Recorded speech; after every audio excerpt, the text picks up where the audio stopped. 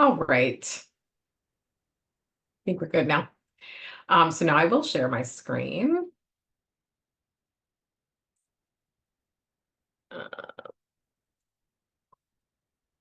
Okay. Can everyone see the PowerPoint? Great. Thanks for your patience. So welcome. We're here sort of halfway through budget season, I think we could call it. Things are starting to pick up. So at the swing space yesterday, and it was buzzing. It was so busy. And that just tells me we're getting closer and closer to that sort of May and June time. So today we will talk a little bit about, we'll reflect on the last hearing, talk about the next hearing. I should have started with hello. My name is Simone Turek Lee with John Burton Advocates for Youth. I think we all know each other now, but in case we have some new people joining. And then Amy will talk a little bit about just some new, I know some of you may know about this already, but some new survey data that we have regarding the Housing Navigation and Maintenance Program that sort of can help us make the case for this program to remain in the budget. And then we'll just kind of review what the second half of budget season kind of looks like and where we're all sort of driving to. And then we'll try to take some time for questions, because I know we always sort of rush through and we want to give time for questions. So just dive in. I just am so thrilled about how this week's hearing went on the 9th. On Tuesday, there was the Assembly Budget Subcommittee hearing, the Budget Subcommittee 5 on state administration that oversees the Housing Navigation and Maintenance Program, because they really oversee the State Department that administers it. And so this is the committee where Assembly Member Sharon Quirk Silva is the chair.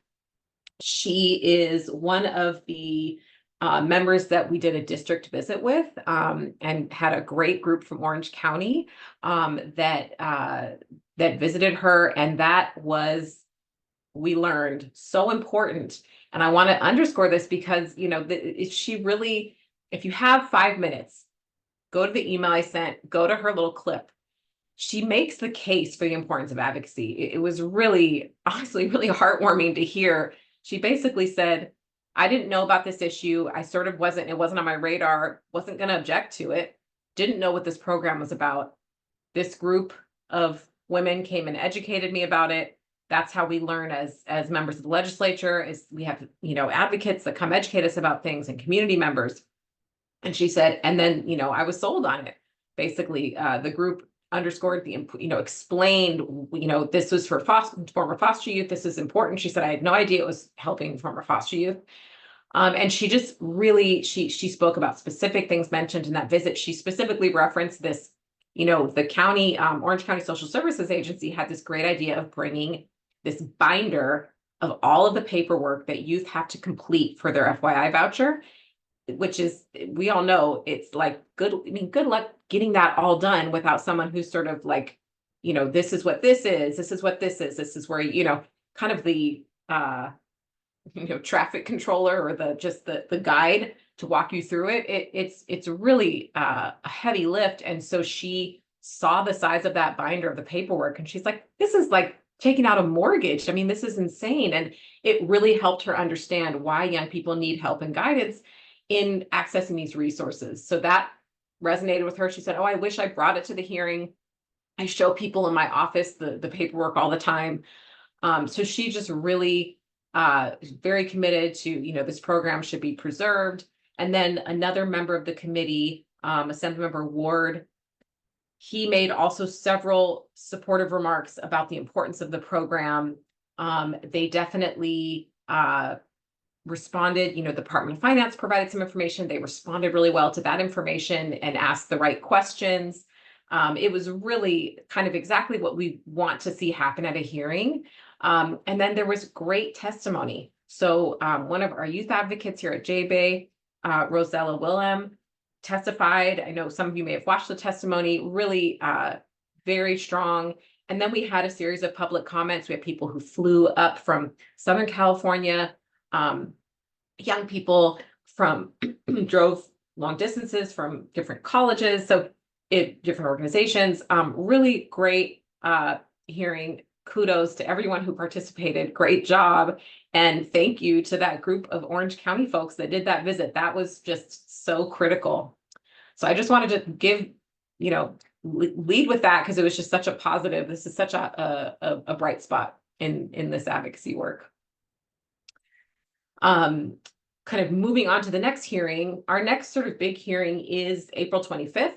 As I think we all know, this is a Senate hearing, and this is going to be back on the SILP housing supplement. So this is the committee in the Senate, the budget subcommittee number 3 on human services, and that is the committee that sort of oversees foster care issues. And so the SILP housing supplement will likely be on the agenda for this hearing.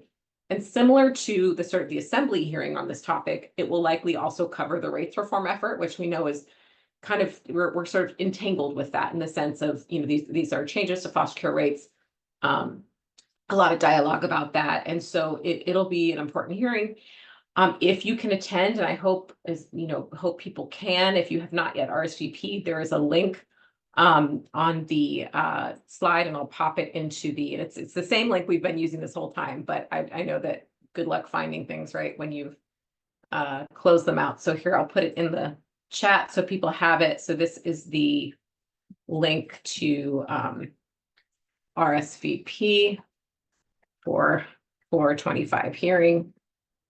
And then we'll be doing a short prep call, optional for people who want to attend, just to help sort of prepare people and what to expect on the 22nd, which is Monday the 22nd. The hearing's on Thursday the 25th. So we'll do that sort of the earlier part of the week from 2 to 2:30, sort of same time as this call.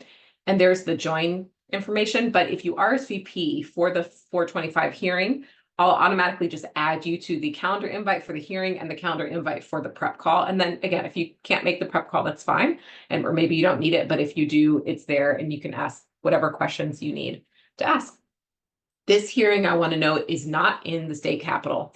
It is in what's called the swing space, the Capitol Annex swing space. And, you know, there's construction happening at the Capitol. So they've relocated the entire legislature and the governor and, you know, the large number of people to this huge, beautiful office building a few blocks up from the Capitol. It's just walking distance, but you know, if you're running behind, that's a lot of walking to get through in a couple minutes. So definitely note that that's where you need to go, is the swing space. It's on O Street, 1021 O Street. And there's often long lines to get through security to get into that building. So I was just sharing with the rest of our team at JBay earlier today, just yesterday I was in the swing space and it was buzzing, like so many people. And so just anticipating having to wait in lines to get in elevators, and just to kind of keep that on your radar when you're planning for time at the swing space. So they're holding the hearing there. A lot of the hearings, most of the hearings have sort of happened in the Capitol. This one is happening in the swing space in room 1200. So please RSVP if you can attend. And if you have any questions, feel free to reach out. There are a bunch of other hearings happening. Kind of as we approach May, we'll continue to see hearings that are on kind of open issues that need more discussion. We don't necessarily know what those are yet. If and when we get notice that they will be one of these 2 issues, the SILP housing supplement or the housing navigation and maintenance program, we'll put a message out to everyone, let everyone know so that we can do any, you know, hearing organizing that we need to. I just can't say right now if and when those would be happening. So we'll kind of leave that as a TBD for now. So I'm going to pause and just see if anyone has questions right now about, you know, anything related to hearings. Or if anyone wants to just share that was at the hearing on the 9th or even back at the hearing on the 3rd, like just if you have anything you want to share, please feel free. Yeah, I mean, I'll go ahead and jump in real quick because I have to get off a little early today. But for me, I went down to the Capitol. It was an experience for sure. But it just seemed like, well, for one, as far as the housing navigation piece, that, you know, she kind of was on board with like discontinuing that funding. You know, she did get public comments, so I don't know how much that swayed her in reality or not. It seems like, you know, we did a good job as far as that's concerned, but just I don't think they fully recognize the need for like these programs. And I think like a lot more advocacy work and like kind of pulling people of the community together to like show the need for it would be important, because even though she said like, oh yeah, like my decision is swayed, like the first comment she made was like that was the first thing that she was gonna like okay for the budget to be cut down from. So that was kind of a red flag for me, because they could say, oh yeah, like, it was nice hearing all these public comments, but the reality is like her first statement was that was the first thing on my list to cut out of the budget. So, I just want to be clear, like as much as like, our public comment sways, I think it's just like a lot more that we could do to like get them to really realize, for one, that they're supposed to be serving our communities and it's not like a us and them situation. We appointed these individuals to like represent our voices. So kind of just reinforcing that and reminding them like of the need for programs like this and how it's not just important but vital. Yeah, no, you're raising a good point. She started her remarks saying, before these advocates visited my office, this was not something that was on my radar. It was something I was not going to object to cutting, and that is good to know. Like we can change their mind. She was like, I saw it. It was housing navigation. I thought, we don't have, housing stock as it is. What's like kind of what is navigation going to do? She just didn't know anything about it. She said, I had no idea it had anything to do with foster youth. And until she received that information from advocates, that was her position. She wouldn't have fought for it. And now that she has that information, and Daniel, because of your testimony, because you delivered fantastic testimony from everyone's testimony, she also has now even more information to, solidify her position in supporting the program. So you're making a great point. You can't just do it one time and then expect for the job to be done. People have to keep hearing the need for these programs to really keep them in their priorities. Yeah, can I just make one more comment before we move on? I just wanted to say that, one thing too that stood out for me was like there was a limited number of young people, or at least from my experience, those with lived experience that showed up. There was a lot of program directors and advocates that necessarily don't share that experience. So for me, that also is a red flag, especially for the organizations that are kind of representing our community. We need to have the people that we're representing there, because we can't speak on somebody's behalf if we're not going to allow them to speak up for themselves, right? And J-Bay, I feel like, did a good job of doing that, because they, collaborated with the organization that I'm working with, and, like got a lot of their young people to show up as well, which was still too few of us. So just kind of reminding everybody of the work that we do. It's not a us thing, it's a we thing, and we shouldn't see, for lack of better terms, the older like women and men showing up when they're speaking on behalf of people like me, right? We need all of us in collaboration, not just the directors of the programs or the CEOs or the lawyers or the this or the that's. Like we need to, like, I feel like, make it a thing to get these people paid and to get them out to Sacramento. Because I was able to do it and I had to drive 8 hours home because I busted my eardrum along the way. So Yeah, Daniel was like the definition of a trooper for this trip. He flew and then ended up having to drive all the way back to LA. So talk about prioritizing. Something. That's a priority right there. So, Daniel, I was really, really thankful you were able to come. I agree. I think we have to continue to have a really diverse voice, in terms of, not just people from the field and the profession, but from the actual experience that are receiving services or that could receive services from these programs. So it's a really, really good point. And we'll keep organizing participation from young adults for sure. Does anyone else want to share anything, have questions, want to share anything about any of the hearings?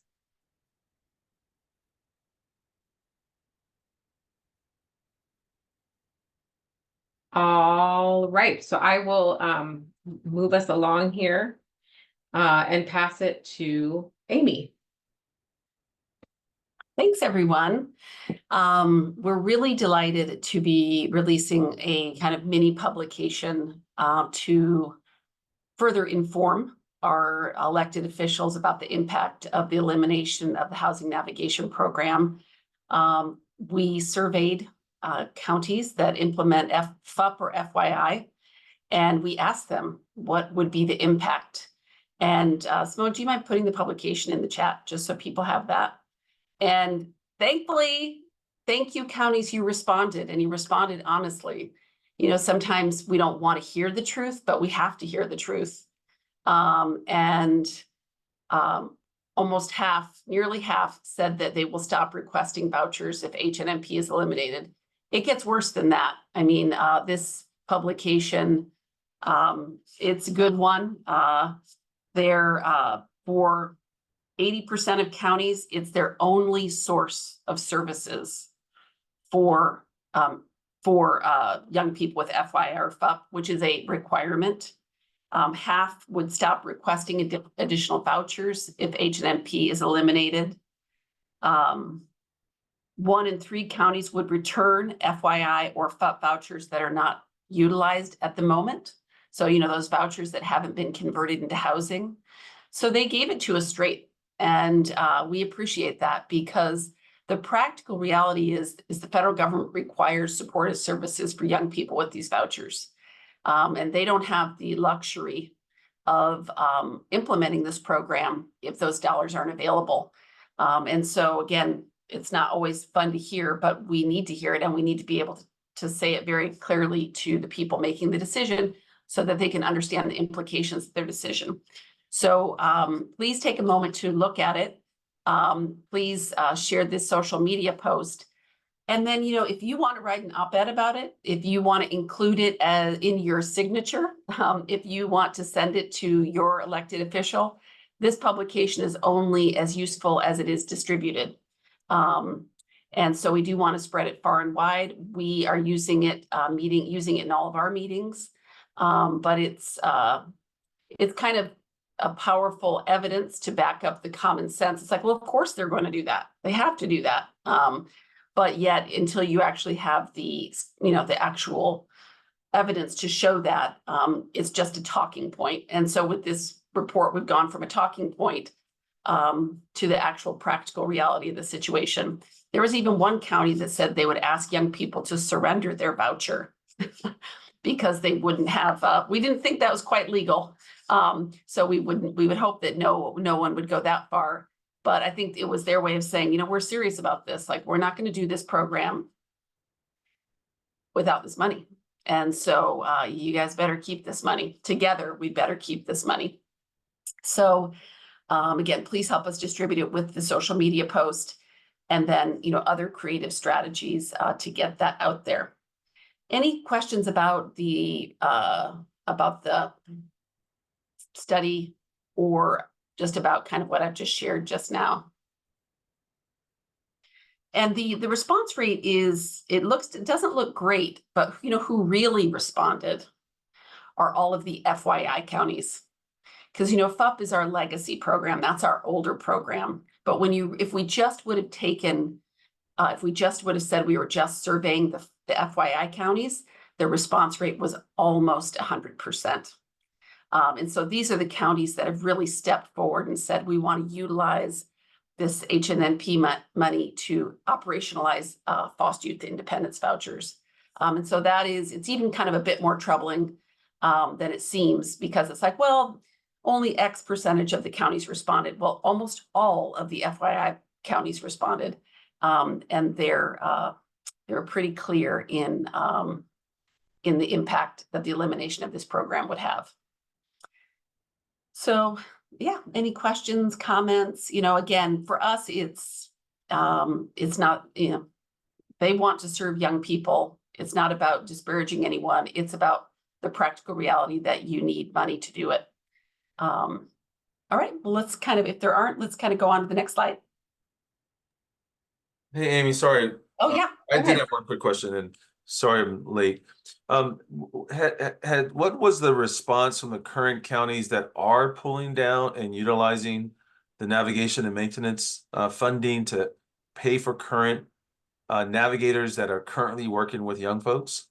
Are they going to lose that funding for next year and expect it to backfill with county funds? Or No, they are not saying that. So these are the people who were surveyed, people who are using the housing navigation money to provide supportive services to youth with a voucher.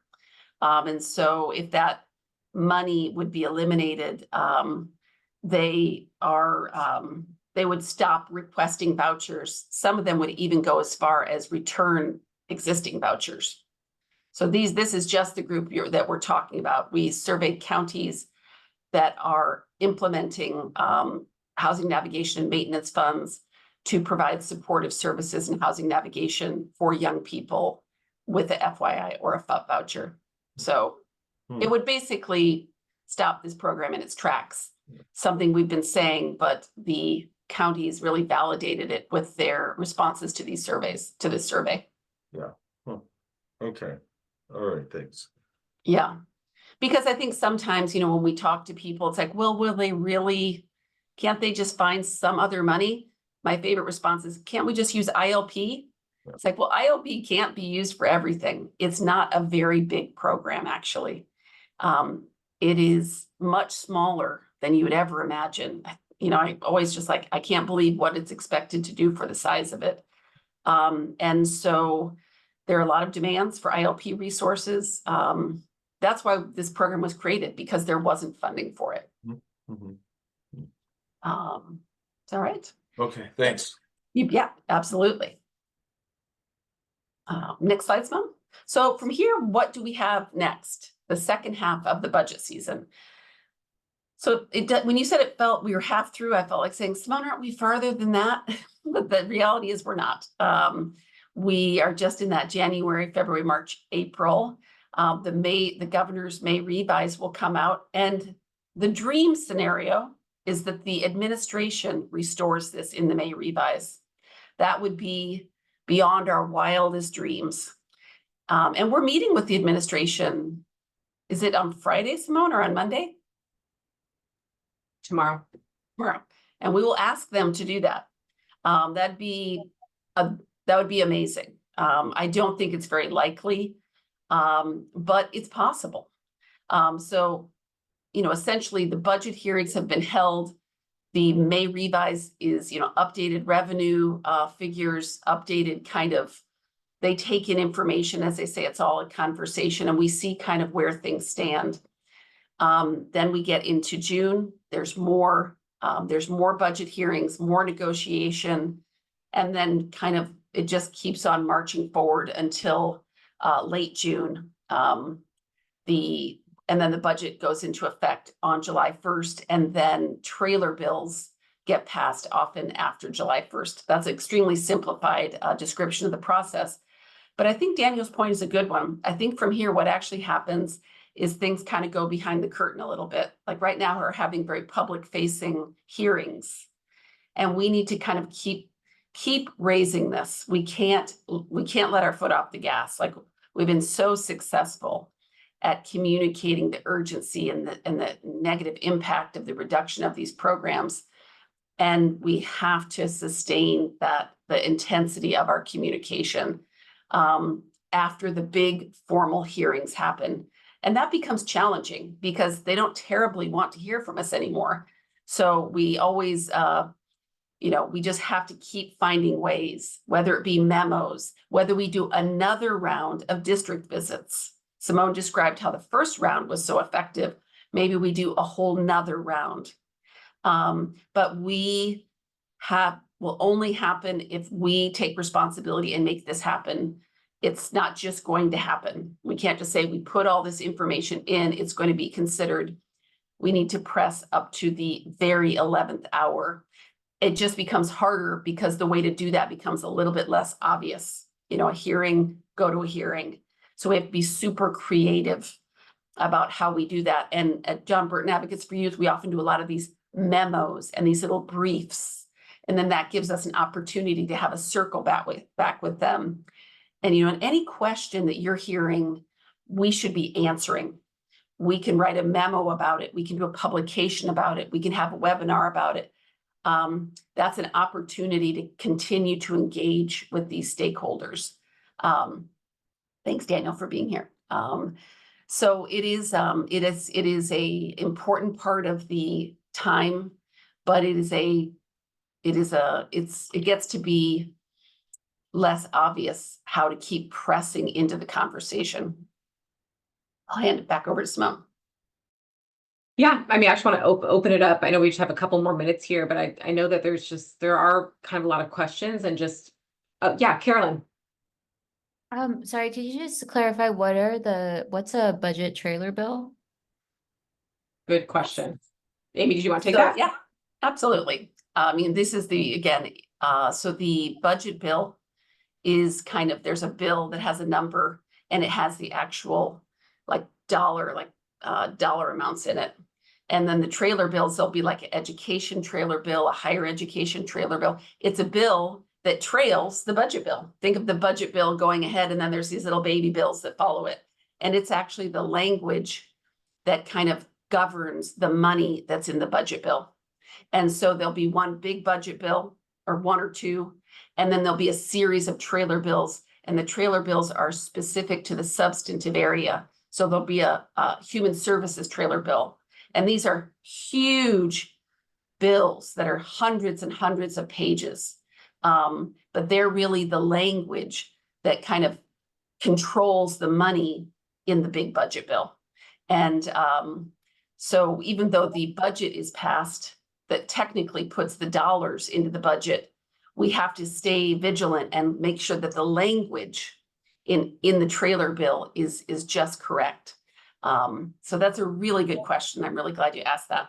And maybe one other way to describe it that might resonate is the trailer bill is what makes changes to the law. So like after the budget passes, there's a bunch of things in law that need to change, kind of policy or implementation details or just instructions almost for how the dollars move out.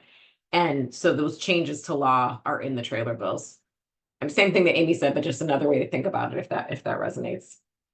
Yeah, that's super helpful. Thank you. Anyone else have questions or comments? And feel free to just unmute because I don't think I'm seeing everyone at the same time, so I might miss hands.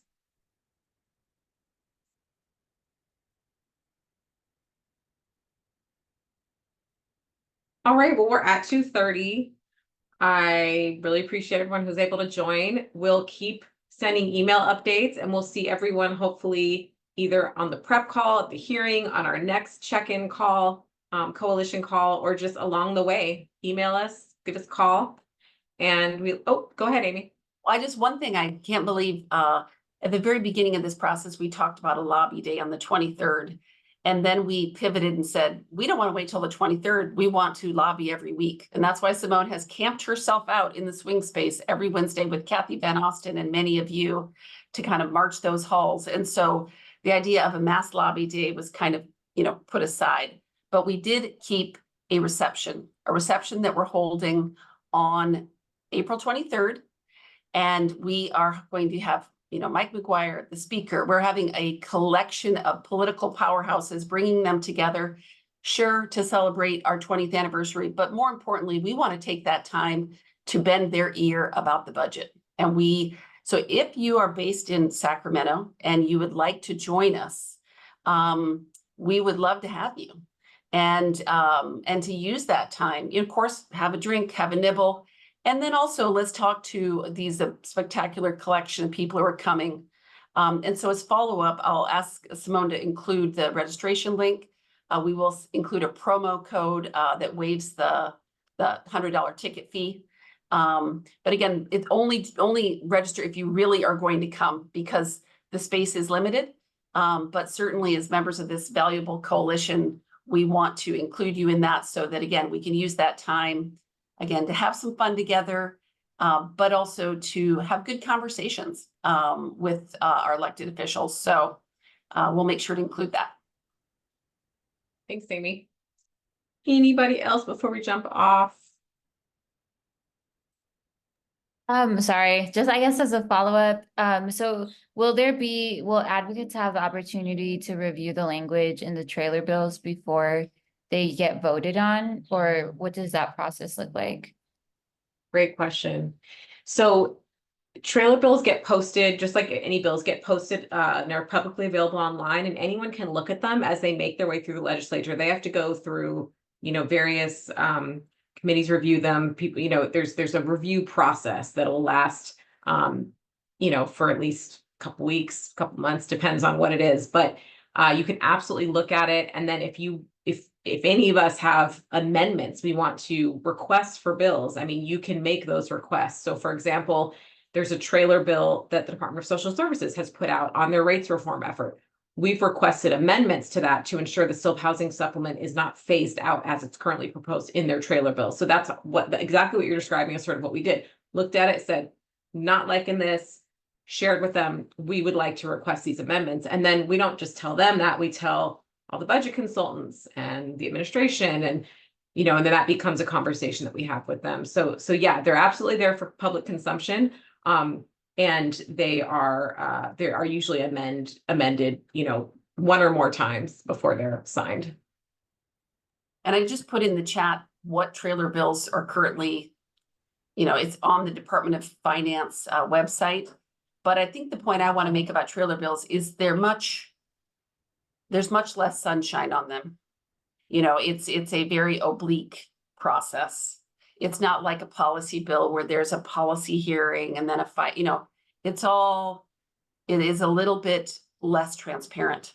And so I think the more people understand this process and participate in it, the better, because, and then, again, it's, so yeah, as soon as we get any wind of, again, the main trailer bill to pay attention to now is what Simone said, is the rate reform trailer bill, because that is the one that literally phases out at the SILP supplement.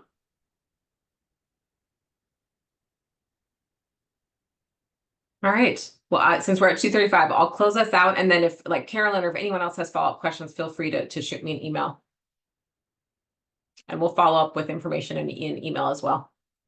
Thank you. Bye, everyone.